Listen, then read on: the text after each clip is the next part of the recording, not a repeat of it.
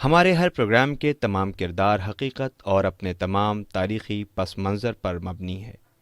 اس میں ہر طرح کے خیالی اور میتھیکل پہلوؤں سے پرہیز کیا گیا ہے، لیکن ویژول سچویشن کے اعتبار سے بعض جگہ پر اسکیچ ٹیکنک سے کام لیا گیا ہے، جو تصوراتی ہوتے ہوئے بھی حقیقت سے بہت قریب ہے۔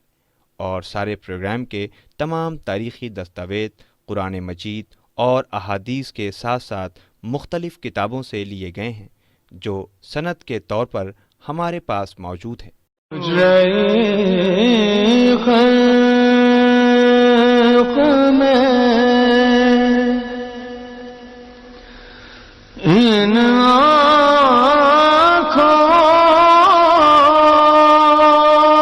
نے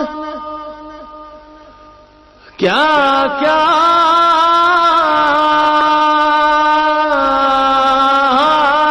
دیکھا۔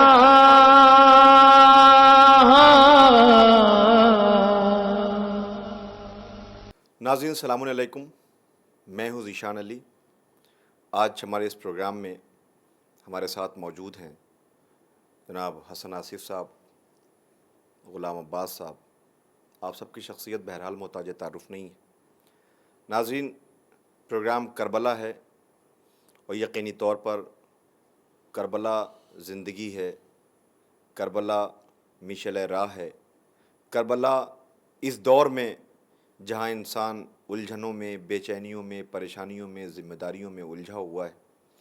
ایسے میں ہمارے سامنے کربلا ایک ایسا آئینہ ہے جس میں دیکھ کر کے ہم اپنی بے چینیوں، الجھنوں، یعنی زندگی کے ہر وہ نشیب و فراز جس میں ہم پریشان نظر آتے ہیں، بے چین ہو جاتے ہیں، ایسے میں کربلا سے ہمیں سیکھ ملتی ہے، کربلا سے ہمیں زندگی ملتی ہے۔ ہم پچھلے ایپیسوڈ میں آپ کی خدمت میں حاضر ہوئے تھے اور ہم بات کر رہے تھے قیام امام حسین علیہ السلام کے سلسلے سے کہ امام حسین علیہ السلام نے قیام کیا تو کیوں کیا۔ امام حسین علیہ السلام نواس رسول نے آج سے 1400 سال پہلے جب 28 رجب سن 60 ہجری کو نانا کے مدینے کو خدا حافظ کہا تھا تو اپنے چچا زاد بھائی جناب محمد حنفیہ سے آپ نے فرمایا تھا چلتے وقت کہ اے بھائی محمد حنفیہ، میں اپنے وطن کو چھوڑ رہا ہوں، اپنے عزیز وطن کو چھوڑ رہا ہوں، تو اس لیے چھوڑ رہا ہوں تاکہ نانا کی امت کی اصلاح ہو سکے۔ غلام عباس صاحب، ایسا کیا ماحول تھا اس وقت مدینے میں کہ جس وقت امام حسین علیہ السلام کو مجبور ہونا پڑا مدینہ چھوڑنے کے لیے؟ قیام کیوں کیا؟ کیا مدینے میں رہ کر کے آپ وہ چیزوں کو جو اس وقت کا ماحول تھا اس کے خلاف آپ آواز برپا کر رہے تھے، لیکن ایسے کیا حالات تھے کہ آپ کو مدینہ چھوڑنا پڑا؟ کیا لگتا ہے آپ کو؟ بسم اللہ الرحمن الرحیم وَسَيَعْلَمُ الَّذِينَ ظَلَمُوا أَيَّ مُنْقَلِبٍ يَنقَلِبُونَ۔ دیکھیے، جہاں تک حضرت امام حسین علیہ السلام کا سوال ہے کہ آپ نے کہا کہ حضرت امام حسین علیہ السلام کیا ایسے حالات مطلب پیدا ہو گئے تھے، کیا واقعہ پیش آیا تھا کہ آپ کو مدینہ چھوڑنا پڑا، اور حضرت امام حسین علیہ السلام چاہتے تو مدینے میں رہ کے بھی، چونکہ دیکھیے حضرت امام حسین علیہ السلام پہلے ہی سے مدینے میں تبلیغ دین اور غریبوں کی مدد، بے سہارا لوگوں کی مدد، جو بھی اچھائیاں ہیں اسے عام کر رہے تھے مدینے میں رہ کے۔ اور حضرت امام حسین علیہ السلام اگر چاہتے تو اس وقت جب یزید نے کہا تھا کہ بیعت کرنے کے لیے، اس وقت حضرت امام حسین علیہ السلام اگر چاہتے تو مدینے سے نکل کے دوسرے اسلامی ممالک میں چلے جاتے، یمن نہ دوسرے ممالک، ٹھیک ہے۔ لیکن دیکھیے، سب سے بڑا جو سبب تھا حضرت امام حسین علیہ السلام کو مدینہ چھوڑنے کا، مدینہ اس لیے چھوڑا حضرت امام حسین علیہ السلام نے کہ امام حسین علیہ السلام نے اپنے بھائی، ابھی جو آپ نے ذکر کیا، محمد حنفیہ سے کہہ دیا تھا کہ نہ میں شر کے لیے، نہ حکومت کے لیے، نہ اقتدار کے لیے جا رہا ہوں، بلکہ میرا مقصد صرف اور صرف اتنا سا ہے، انما خرجت لطلب الاصلاح فی امت جدی، میرا مقصد صرف یہ ہے کہ میں اصلاح معاشرہ کروں، سماج میں جو برائیاں پھیل گئی ہیں ان برائیوں کو ختم کروں۔ حضرت امام حسین علیہ السلام کا مقصد یہی تھا، اور مدینہ اس لیے چھوڑنا پڑا کہ وہ انسان کی جو برائیوں کو عام کر رہا تھا۔ میں اس وقت غلام صاحب معاف کیجیے گا کہ ہم جس طرف اپنے ناظرین کو لانا چاہتے ہیں، ذہن میں سوال پیدا ہوتا ہے کہ ابھی پیغمبر اکرم صلی اللہ علیہ وآلہ وسلم جو خاتم الانبیاء ہیں، آپ جس زمانے میں تشریف لائے تو عرب کا جو سماج ہے، عرب کا جو معاشرہ ہے، وہاں برائیاں عام تھیں. بالکل بیٹیوں کو دفن کر دینا، ایک کھجور کے لیے پورے پورے قبائل میں جنگ چلنا، خون خرابہ، ایک دوسرے کی مدد نہ کرنا، یہ ساری چیزیں عام تھیں. آپ نے جو کاوشیں کیں، جو محنتیں کیں، اس میں دین کی تبلیغ کیا اور شریعت کو پہنچایا لوگوں تک. بڑا ایک انقلاب آ گیا تھا. لوگ جوق در جوق جو ہے وہ دعوت اسلام کو قبول کر رہے تھے اور پیغمبر اکرم صلی اللہ علیہ وآلہ وسلم کی آواز پہ لبیک کہہ رہے تھے. تو ابھی بہت تھوڑا سا وقفہ ہے نانا اور نواسے کے بیچ میں. ایسا کیا چینج آ گیا، ایسی کیا تبدیلی آ گئی کہ مظلوم کربلا نواسہ رسول کو قیام کرنا پڑ گیا؟ جبکہ ناظرین پتہ ہے، تاریخ میں ہے، یہ موجود ہے کہ رسول خدا صلی اللہ علیہ وسلم کی شہادت کے بعد رسول کی بیٹی کا گھر جلایا جانا، آپ کے ساتھ دربار میں جانا، بی بی کا اپنا حق مانگنا، خالی ہاتھ دربار سے لوٹنا. اور صرف بات یہی تمام نہیں ہوتی ہے. حضرت علی جن کی ولایت کا اعلان ابھی غدیر میں ہو چکا ہے، پیغمبر اکرم نے اپنے 1.25 لاکھ حاجیوں کی موجودگی میں حضرت علیہ السلام کی ولایت کا اعلان کر دیا ہے. لوگوں نے مبارکباد بھی دیا ہے. یہ میرا خیال ہے کہ تمام کتب میں موجود ہے، تاریخ میں موجود ہے، مستند ہے. یہ آپ نے سب نے قبول کیا اس چیز کو. پھر ابھی وقت نہیں گزرا، پیغمبر کی آنکھیں بند ہوئے، پردہ کیے ہوئے. 19 رمضان کو امیر کائنات علی بن ابی طالب علیہ السلام کے سر پہ ضربت، وہ بھی حالت نماز میں، حالت سجدہ میں. امام حسن جو آپ کے بیٹے ہیں، ان کو زہر دیا جانا. پھر جنازہ جب نکلتا ہے گھر سے، کیا یہ سب چیزیں پیغمبر اکرم نے بتائی نہیں تھی؟ سب بتایا تھا، کر کے دکھایا تھا. اہل بیت اطہار نے دنیا کو بتایا تھا. پھر آپ کے جنازے پہ تیر برسایا جانا، یہ ایک سوچنے کی منزل ہے. میں ناظرین، بلا تفریق مذہب و ملت، ہمیں چاہیے کہ ہم اپنے جو تعصب کا چشمہ ہے اسے اتار کر کے حقیقت کو غور کرنے کی ضرورت ہے. اس میں یہ مت دیکھیے کہ سنی کیا کہہ رہا ہے، شیعہ کیا کہہ رہا ہے، ہندو کیا کہہ رہا ہے، وہابی کیا کہہ رہا ہے، دیوبندی کیا کہہ رہا ہے، کون فرقے کا. نہیں، ہمیں اسلام دعوت فکر دیتا ہے کہ حقیقت کو تلاش کرو، جانو، سمجھو، پہچانو کہ کیا ہے. ایسا کیا ہو گیا تھا کہ یہ کلمہ پڑھنے والے لوگ پیغمبر اکرم صلی اللہ علیہ وسلم کو جو رسالت کی گواہی دینے والے، اللہ کو وحدہ لا شریک خدا ماننے والے، ایسا کیا ہو گیا تھا؟ یہ اسی مشن کو تو پہنچا رہے تھے. بالکل بالکل اسی مشن کو پہنچا رہے تھے. اور دیکھیے، آپ نے بالکل صحیح کہا کہ یہ جو ہے تعصب، عصبیت، یہ بہت بری چیز ہوتی ہے. حضرت علی علیہ السلام کی جب حکومت تھی تو حضرت علی علیہ السلام نے بھی سب سے زیادہ جو بہت ساری برائیاں تھیں زور دیا تھا، اس پہ بھی زور دیا تھا، عصبیت. جب انسان کے اندر عصبیت ہوتی ہے، تعصب ہوتا ہے، تو وہ حقیقت تک نہیں پہنچ پاتا ہے. وہ یہ دیکھنے لگتا ہے کہ یہ میرے عقیدے سے ملتا ہے، یہ میرے مذہب سے ملتا ہے، جبکہ یہ نہیں ہونا چاہیے، بلکہ حقیقت کیا ہے اس تک پہنچنا چاہیے. آپ کا یہ کہنا کہ حضرت امام حسین علیہ السلام واقعاً ابھی نصف صدی بھی نہیں گزری تھی پیغمبر کی اس دنیا سے گزرنے کے بعد، لیکن وہی لوگ جو لا الہ الا اللہ محمد رسول اللہ کہہ رہے تھے، اب وہی حسین کے قتل پہ آمادہ ہو گئے. دیکھیے، ہوتا کیا ہے کہ سب سے جو اہم بات ہے وہ یہ ہے کہ جب انسان دنیا پرستی کی طرف زیادہ مائل ہو جاتا ہے اور انسان کے اندر سے حرارت ایمان ختم ہو جاتی ہے، تو پھر وہ انسان گناہ انجام دینے لگتا ہے. حضرت امام حسین علیہ السلام کو جو قتل کیا لوگوں نے، اس کا 2 ہی ریزن تھا. ایک دنیا پرستی، دوسرے جہالت. دیکھیے، جہالت ہی تھی کہ جو انہیں صحیح اور غلط میں فرق نہیں ان کو سمجھ میں آ رہا تھا، وہ تمیز نہیں کر پا رہے تھے کہ جس نبی کا ہم کلمہ پڑھ رہے ہیں، لا الہ الا اللہ کہہ رہے ہیں، محمد رسول اللہ کہہ رہے ہیں، اور جس نبی نے ہمیں بار بار سمجھایا اور حسین کو دکھایا کہ پہچانو یہ میرا حسین ہے، حسین منی وانا من الحسین، لیکن نبی کی آنکھ بند ہوتے ہی وہی لا الہ الا اللہ کہنے والے حسین کے قتل پہ آمادہ ہو گئے، قتل کیا. تو اس کا سب سے بڑا سبب یہ تھا کہ دنیا پرستی، لالچ تھا لوگوں کو. مجھے یہاں کی حکومت مل جائے گی، یہاں کی کوئی سوچ رہا تھا مجھے حکومت مل جائے، کوئی کچھ سوچ رہا تھا. اور جب انسان کے اندر ایمان کی حرارت ختم ہو جاتی ہے تو پھر وہ دنیا کی طرف بہت زیادہ مائل ہو جاتا ہے، اور جب دنیا کی طرف زیادہ مائل ہو جاتا ہے تو پھر وہ گناہ انجام دینے لگتا ہے. ان کا دل سیاہ ہو گیا تھا، دل سیاہ ہو گیا تھا. 2 باتیں میں نے کہی. ایک تو جب علم کی کمی ہوتی ہے، جہالت ہوتی ہے. حضرت امام حسین اسلام کے قیام کا ایک مقصد یہ بھی تھا کہ جہالت کو ختم کیا جائے. ان کے اندر جہالت تھی، اور وہ جملہ کہ وَبَذَلَ مُحْجَتَهُ فِيكَ لِيَسْتَنْقِذَ عِبَادَكَ مِنَ الْجَهَالَةِ وَحَيْرَةِ الضَّلَالَةِ، میں نے عرض کیا تھا کہ پروردگار میں تیری بارگاہ میں جو خون کا نذرانہ پیش کر رہا ہوں اس لیے پیش کر رہا ہوں. حضرت امام حسین اسلام کہہ رہے ہیں کہ تیرے بندوں کو ذلت سے اور جہالت سے باہر نکالوں. تو اس وقت کا جو معاشرہ تھا.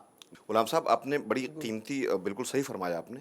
میں اس وقت اس چیز کو ذرا سا اس پہ رک کر کے ٹھہر کر کے بات کرنا چاہتا ہوں کہ جس وقت نواسہ رسول مظلوم کربلا نے ابھی آپ نے کیا فقرہ بیان کیا, کیا کہا آپ نے؟ پروردگار میں تیری بارگاہ میں وبذل موجتہ فیکا لیستنقذ عبادک من الجہالت وحیرت ضلالت. پروردگار میں تیری بارگاہ میں جو اپنے خون کا نذرانہ پیش کر رہا ہوں وہ صرف اس لیے پیش کر رہا ہوں کہ تیرے بندوں کو جہالت اور ذلت سے باہر نکالوں. تیرے بندوں کو جہالت اور ذلت سے باہر نکالوں. بہت بجا فرمایا آپ نے, بڑی قیمتی بات کہی آپ نے, بالکل صحیح فرمایا. ناظرین, یہ سوچنے کی منزل ہے, غور و فکر کا مقام ہے کہ حسین ابن علی نواسہ رسول پیغمبر اکرم صلی اللہ علیہ وسلم جو صبح عاشور اپنے انصار اعزاء کو ایک کے بعد ایک دیکھ رہے ہیں کہ جو اپنے خون میں نہا رہے ہیں, جام شہادت نوش کر رہے ہیں, ہنگامہ جنگ ہے, امام حسین کو پتہ ہے کہ ایک کر سب مارے جائیں گے. ایسے موقع پر جب موت سامنے کھڑی ہوئی ہو اور حسین ابن علی علیہ السلام یہ بیان کر رہے ہیں اپنے خالق کے سامنے, اپنے پیدا کرنے والے مالک کے سامنے کہ پروردگار گواہ رہنا کہ میں یہ قربانی کیوں پیش کر رہا ہوں, ذلت اور جہالت سے باہر. کس کو؟ تیرے بندوں کو. یعنی امام حسین علیہ السلام, آدم علیہ السلام کا جو مشن تھا, نوح علیہ السلام کا جو مشن تھا, جناب اسماعیل کی جو قربانی, جناب ابراہیم کی جو قربانی تھی, وہ سب تھی بندوں کی ہدایت کے لیے. اور یہ ہدایت کا سلسلہ, یہ جو امامت ہے یہ محافظ شریعت ہے. بالکل. شریعت کے تحفظ کے لیے امام حسین نے کتنی بڑی قربانی پیش کی ہے, یہ سوچنے کا مقام ہے. ناظرین, ہم اگر نظر بدلیں تو نظارہ بدل جائے گا. حسن آصف صاحب, یہ گفتگو کا سلسلہ ہمارا انشاءاللہ آگے بڑھتا رہے گا, اور ناظرین کی خدمت میں ہم یاد رکھیے گا یہ پروگرام اپنے ان دیکھنے والوں کی خدمت میں پیش کر رہے ہیں جو سمجھنا چاہتے ہیں, جو جاننا چاہتے ہیں. یہ ہلکے ہلکے اشارے ہیں جسے ہم پیش کر رہے ہیں. تاریخ ملاحظہ کریں آپ, انشاءاللہ آپ کے سامنے دودھ کا دودھ, پانی کا پانی ہو جائے گا, حقیقت سامنے آ جائے گی.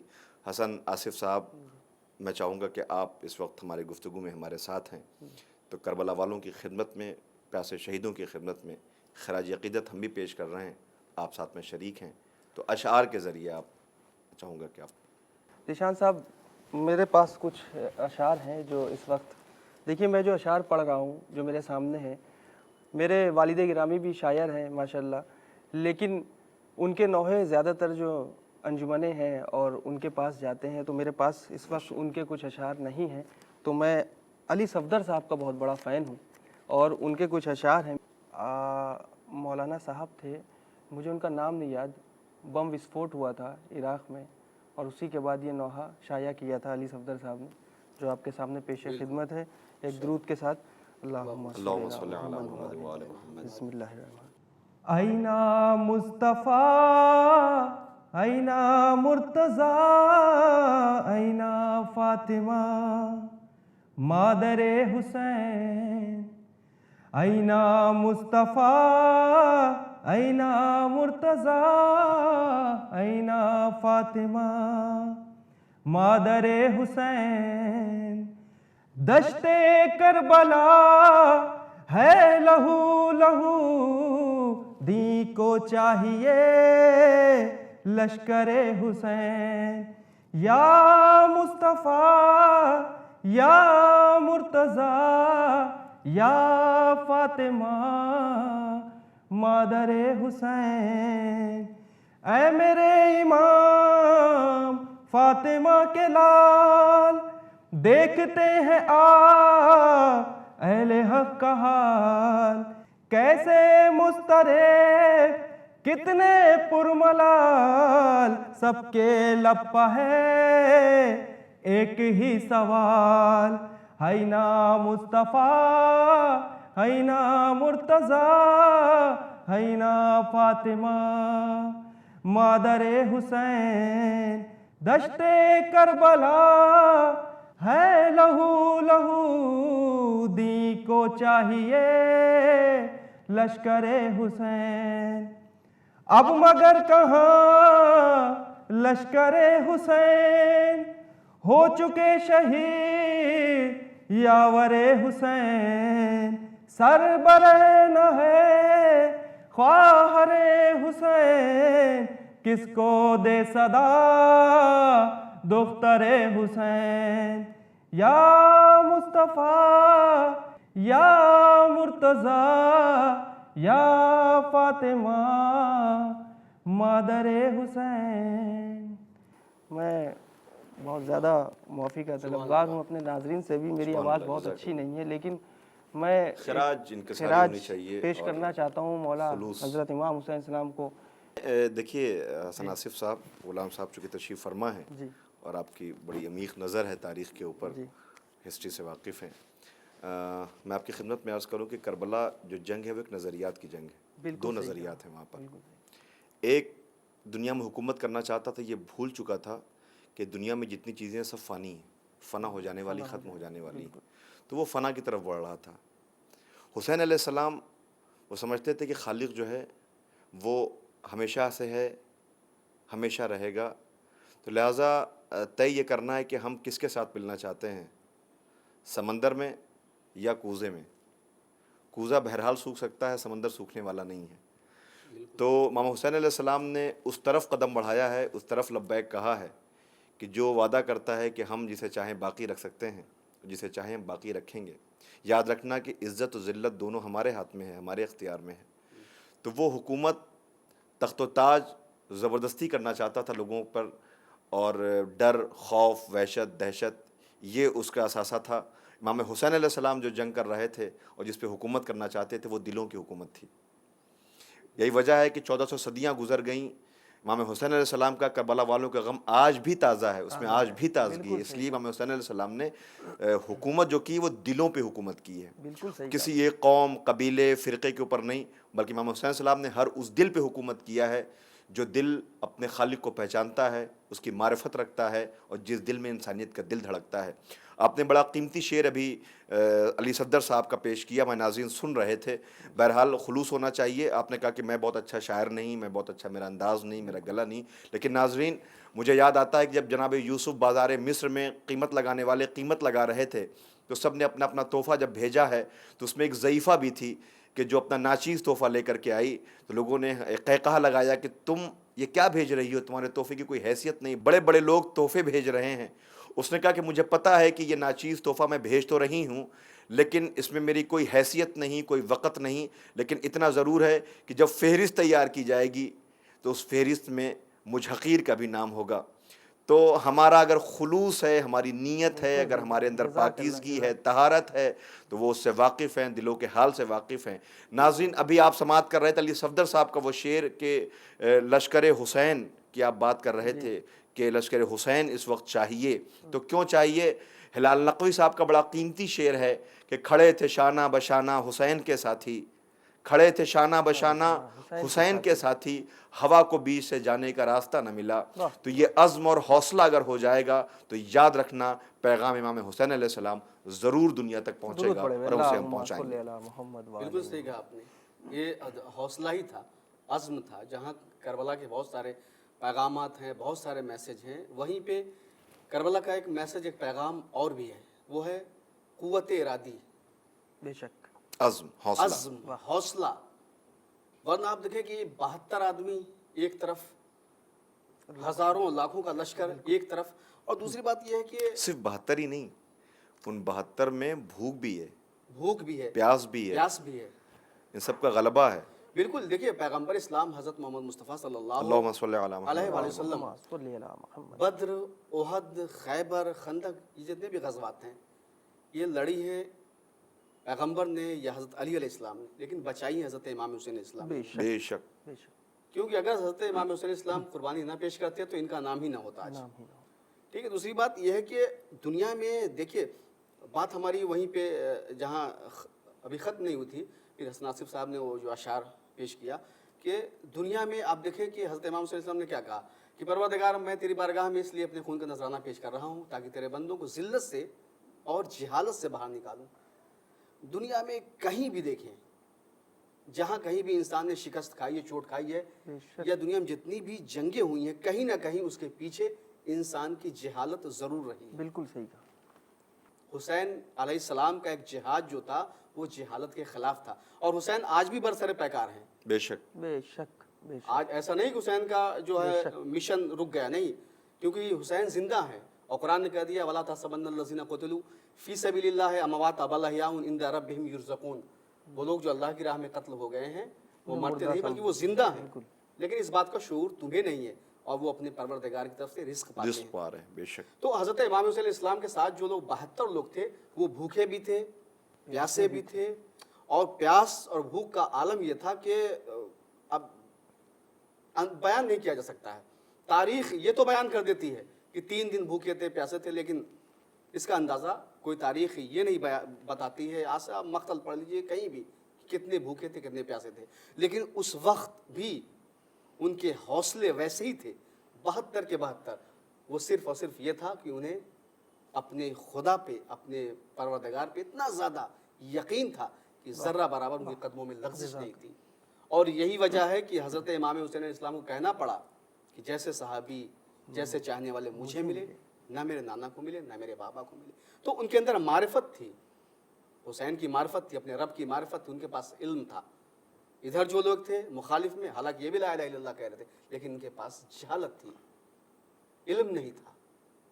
اور یہی وجہ ہے کہ کربلا کا ایک درس یہ بھی ہے کہ انسان کی قوت ارادی، اس کا حوصلہ، زندگی میں کامیابی کے لیے ایک سب سے اہم چیز جو ہوتی ہے وہ حوصلہ بہت اہم ہے۔ اور کربلا والوں سے ہمیں یہ بھی درس ملتا ہے کہ انسان کے پاس حوصلہ ہونا چاہیے۔ آج کے اس ماحول میں دیکھیں اور محسوس کریں تو بہت سے لوگ جان دے بھی رہے ہیں اور جان لے بھی رہے ہیں، بالکل، لیکن شاید وہ اس چیز کو بھول چکے ہیں کہ ہم جان کیوں دے رہے ہیں اور جان ہم کیوں لے رہے ہیں۔ تو کیا ہم نے کبھی قانون خداوندی کو دیکھا، غور کیا؟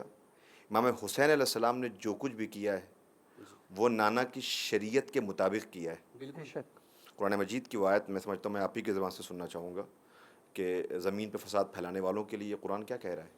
بالکل، قرآن مجید کی یہ آیت کی زمین پہ فساد نہ پھیلاؤ، اور زمین پہ فساد پھیلانے والے ظالم ہیں، اور فساد پھیلانے والے مفسدین میں ان کا شمار ہوتا ہے۔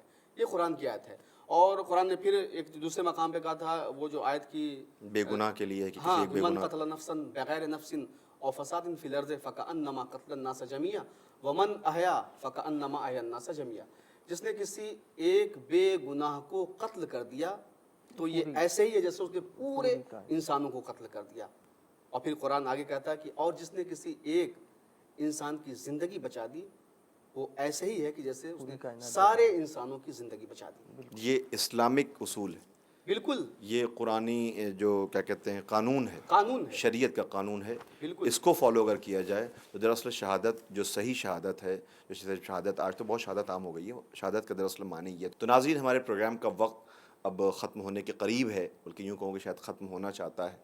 اس آج کے پورے پروگرام میں ہم نے جو سنا اس سے جو رزلٹ نکل کے آتا ہے، جو ہم نتیجہ نکال سکتے ہیں وہ یہ ہے کہ واقعہ کربلا میں امام حسین علیہ السلام کے شہادت کے بعد، انصار و اقربا اعزاء کی شہادت کے بعد، آپ کے آل رسول کو قیدی بنایا گیا، بازاروں میں لے جایا گیا، درباروں میں لے جایا گیا، قید کر کے رکھا گیا جہاں دن کی دھوپ اور رات کی اوس ہوتی تھی، مگر یہ ہمت نہیں ہارے۔ ابھی غلام عباس صاحب کہہ رہے تھے، حسن آصف صاحب نے بھی کہا کہ یہ حوصلہ ہونا چاہیے، انسان کے اندر حوصلے کا درس جو ملتا ہے وہ ہمیں کربلا سے ملتا ہے۔ ہم ایک بار پھر حسن آصف صاحب سے گزارش کریں گے، حسن صاحب، جب موضوع بہت پھیل جاتا ہے اور اسے سمیٹنا ہوتا ہے تو ایسے موقع پہ اشعار بہت کام آتے ہیں۔ میں چاہوں گا آپ سے کہ آپ چلتے چلتے ہمارے ناظرین کی خدمت میں وہ کلام پیش کریں کہ جس سے ہم اختتام کی منزل تک اپنے پروگرام کو پہنچا سکیں۔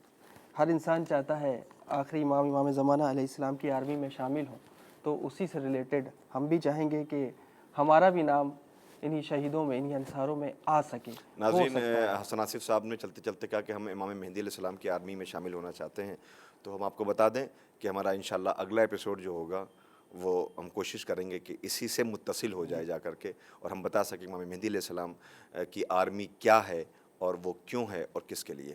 جی سماعت فرمائیں، ایک درود پڑھیں۔ اللہم صلی علی محمد و آل محمد۔ بسم اللہ الرحمن۔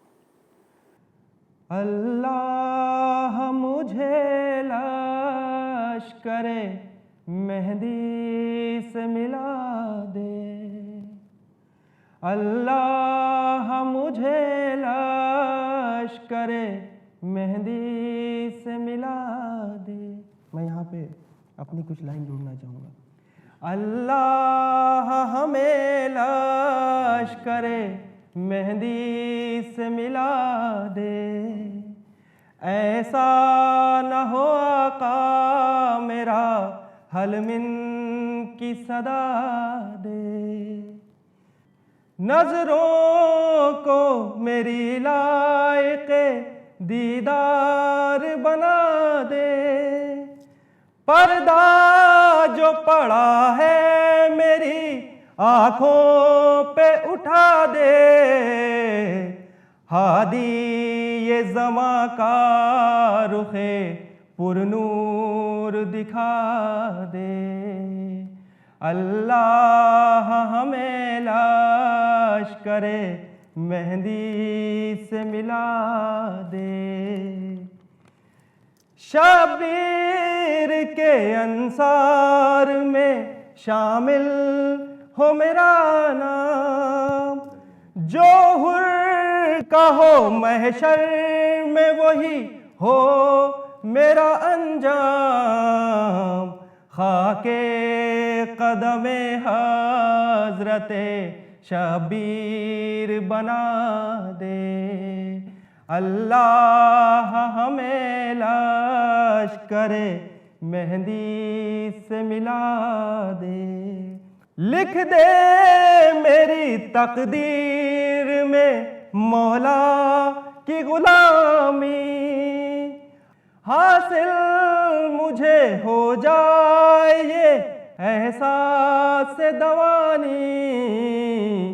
ہر خواہش دنیا کو میرے دل سے ہٹا دے. اللہ مجھے لاش کرے مہندی سے ملا دے. حجرہ خلوت